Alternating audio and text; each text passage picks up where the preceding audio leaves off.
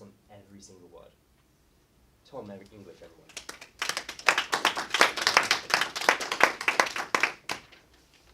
Thank you, Ed. So it's not my icebreaker speech tonight, of course. I'm doing the Pathways programme myself, but I'm a little bit further down the line with it. And tonight I'm going to be reflecting on my leadership style. That's the task that I've been given tonight, is to reflect on that and to look at that and how that might impact other people that I work with in a leadership capacity. And so what I thought I would do to start with, to get that bit out of the way as it works, I don't want to dwell too much on me and my style per se. I thought I would actually share the results from the survey that I filled out on Pathways. And it's quite an interesting mix of preferences. So at the top there we have democratic. These things are fairly self-explanatory, so I won't go through and describe what each one means, but you can see there might be a tension between democratic at 24 and authoritative at 22. And then there are other things in there as well, so innovative, pace-setting, bureaucratic and innovative. So all these different things. I was quite pleased with that because leadership is diverse and there are diverse requirements of leadership. And so you have to be different things at different times in different contexts in order to get the job done as a leader. And I gave some considerable thought to what I was going to talk about tonight, because there's a lot that's said about leadership, and there are a lot of representations of leadership in popular culture, in the media, in the political world, whether it's on this side of the Atlantic or the other side of the Atlantic. And there are good and bad examples alike. And I feel a responsibility to share some of what I've learned about leadership over recent years. I've had various different leadership experiences. I've sat on the board of a housing association for 7 years. I've run a startup. I've had my own business. I am now starting up another new business. And I've had responsibility for bringing in quite a lot of revenue in my sales job at work as well. So I have different perspectives on leadership. So I thought that I would talk about some of my favourite perspectives. So what is leadership anyway? I'm going to start with a philosophical approach. Perhaps a more fluffy definition by Stephen R. Covey. And this speaks to empowerment. So leadership is communicating others' worth and potential so clearly that they are inspired to see it in themselves. And I love that definition, because you might say, oh, that's nice and that's fluffy and that's ethereal, but it's critical. If you're going to be an effective leader, you don't do it on your own. There is no such thing as the great man or the great woman that does it all on their own. Any great leader is a pragmatist. Nelson Mandela was an exceptional pragmatist. People look at him for his ability to forgive, which was phenomenal. But don't be fooled by his ability to get things done and be practical. If you're going to get things done and be practical and effective as a leader, you have to be able to empower other people. You have to get the best out of them in order to get the job done. The next definition that I like comes from an academic called Steve Zaccaro. And I had the pleasure of spending a morning with him. I kind of stole his time because he is actually the father-in-law of an academic friend that I have. And he was visiting from the United States. He's actually at the George Mason University in Virginia. And I hammered him with questions regarding my own business that I'm setting up. And his definition of leadership was very much a functional one. Leadership is doing anything that the group needs in order to meet its goals. Very, very simple. And I liked it because it is that simple. These two things here, the philosophical approach about empowering people and the practical approach about doing what needs to be done to help the group to meet its objectives, are in complete sync, they're in complete harmony. There is no discrepancy between those two definitions there whatsoever. My view overall is that leadership is about stewardship. Leadership is about caring for other people and other outcomes. And there are three parts to that. So for me, it's about directing, providing people with direction. It's also providing them with protection as well. Because in any context, in any organizational context, with any individual or group, there are going to be threats from the outside, whether those things are in the form of financial threats, whether those things are uncertainties, environmental things, whatever. And it's the leader's role to provide the best protection that he or she can to those people. And the third thing we've already talked about is empowerment, is helping your people, the people that you have stewardship over, to produce the best work, to achieve the objectives of the group. So impressions of leadership then. Sometimes we have this great man or this great woman impression of leadership where we expect the leader to be some swashbuckling hero who can take it on, who will just get it done, who will just pull everybody up by the bootstraps, who will take the task and really grapple with it to the extent that they have wrested victory out of the jaws of defeat. But what about another impression of leadership? What about this impression of leadership? And before you wonder what on earth I'm talking about and think that I'm here to preach to you and flouting all of the Toastmaster rules, I'm not. Bear with me on this one.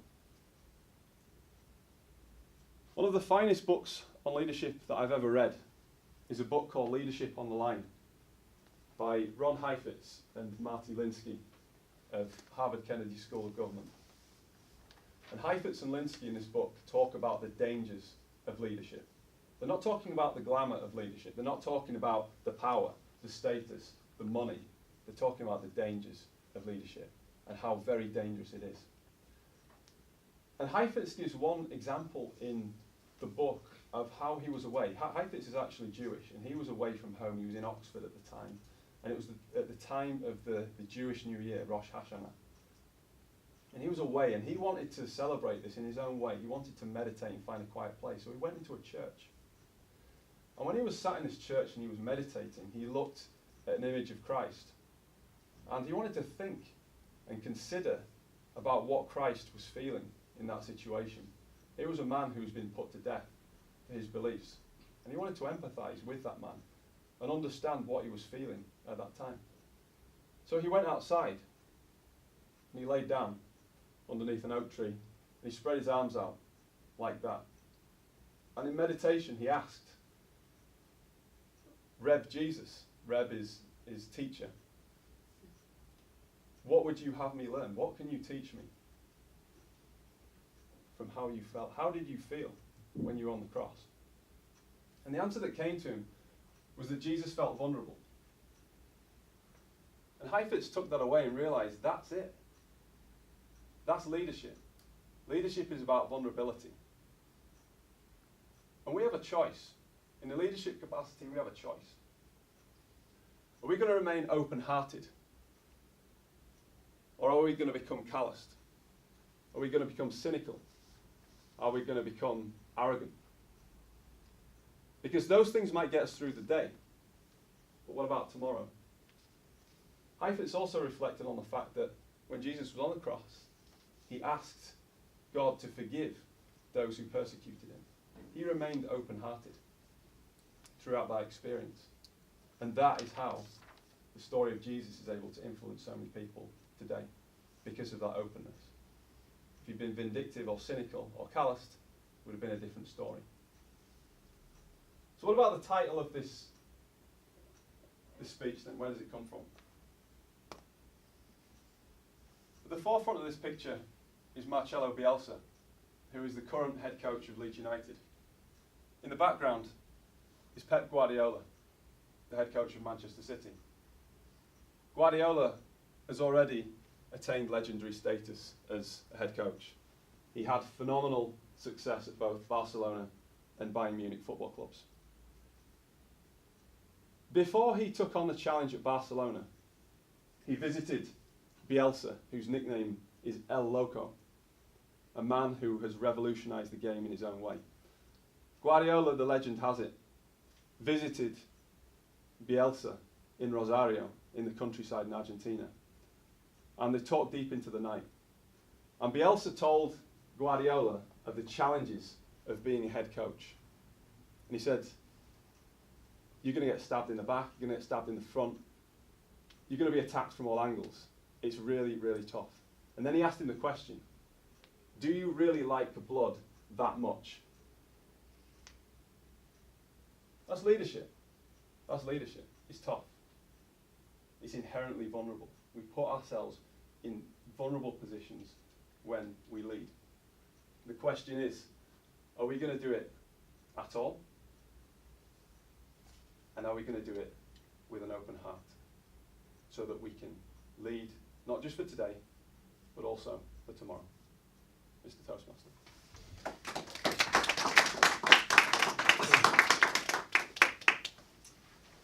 Thank you very much, Tom. Wonderfully informative and enlightening speech.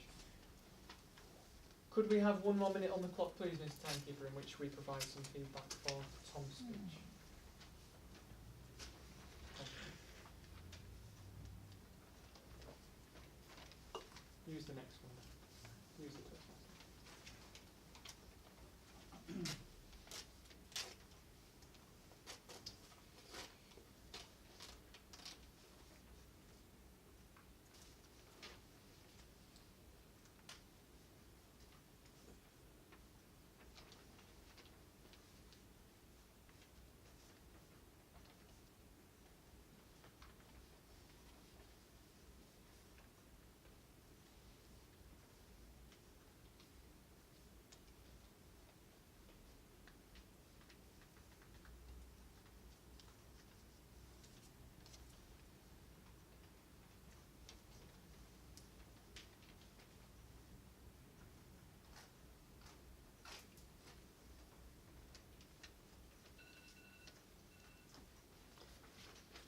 Thank you, Mr. Timekeeper.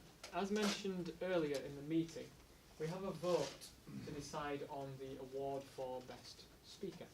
Before we can vote for whose speech we would like to win that award, we need to make sure that our 4 speakers were within their respective time limits, which is within 30 seconds of the maximum time, so 6 minutes 30 or 7 minutes 30 respectively. Mr. Timekeeper, could we please have the times for the speeches and ensure that they were within their respective time limits? First speaker at 6 minutes, 11 seconds. Second speaker, Nick, 4 minutes, 55 seconds.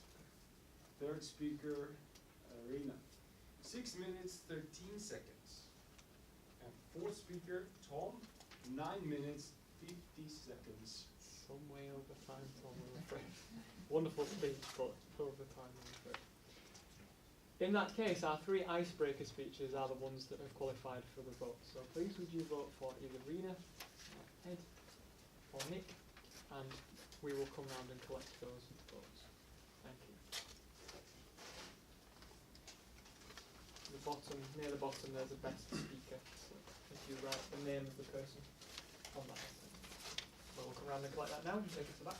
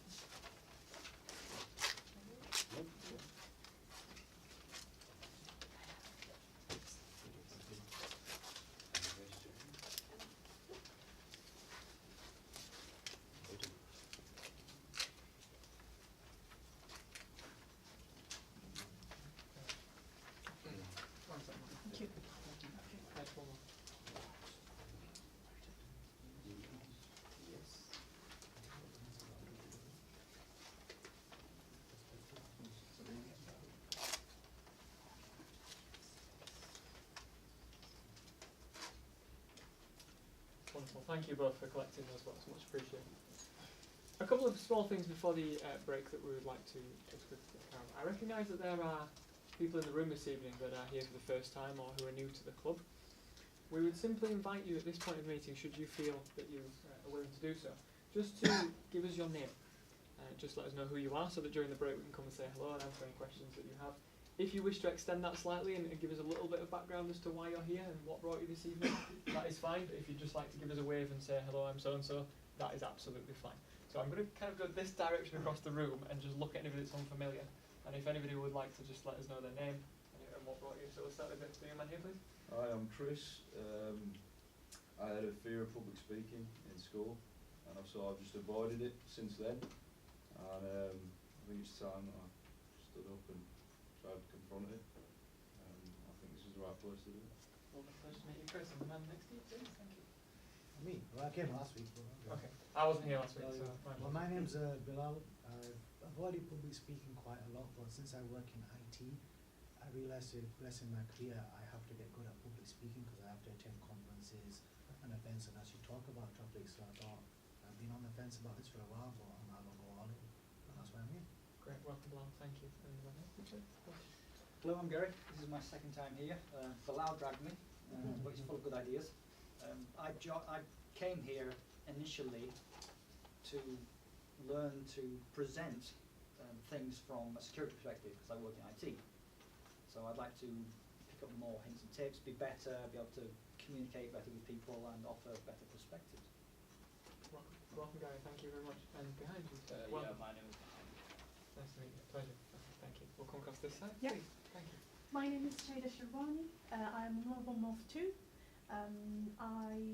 This is my first time here. I want to improve my public speaking skills. I work in clinical genetics and we have some excellent speakers who present in conferences, so hopefully. Wonderful, thank you very much. Madam, please, welcome. Hi, my name is Ghislaine. I do a lot of work with young people in the third sector. I've tried Toastmasters before back home in the Turks and Caicos, but ran away because I didn't want to stand up and talk. So I figured this is the best time to try and improve. Wonderful, welcome, thank you for coming. And we'll go to the back row and work our way across because I don't recognize you. So Hi, I'm welcome. Jackie. I really like talking, so I thought I'd just give this a try first today and see how it goes. Thanks, welcome Jackie. Hi. And I'm Catherine. I'm a visitor from the Peterborough Toastmasters here on business, and I thought I'd pop in and see how you do it here. Welcome Catherine, thank you. Hi, I'm Jessica. I'm visiting. This is actually my second time here. I am a Toastmaster. I am a Toastmaster in Johannesburg, South Africa. And I was a Toastmaster here in Warrington for many, many years. And I'm visiting. So I just thought I will pop in and just see how you do it. Lovely. Round of applause for all our guests, please. Welcome.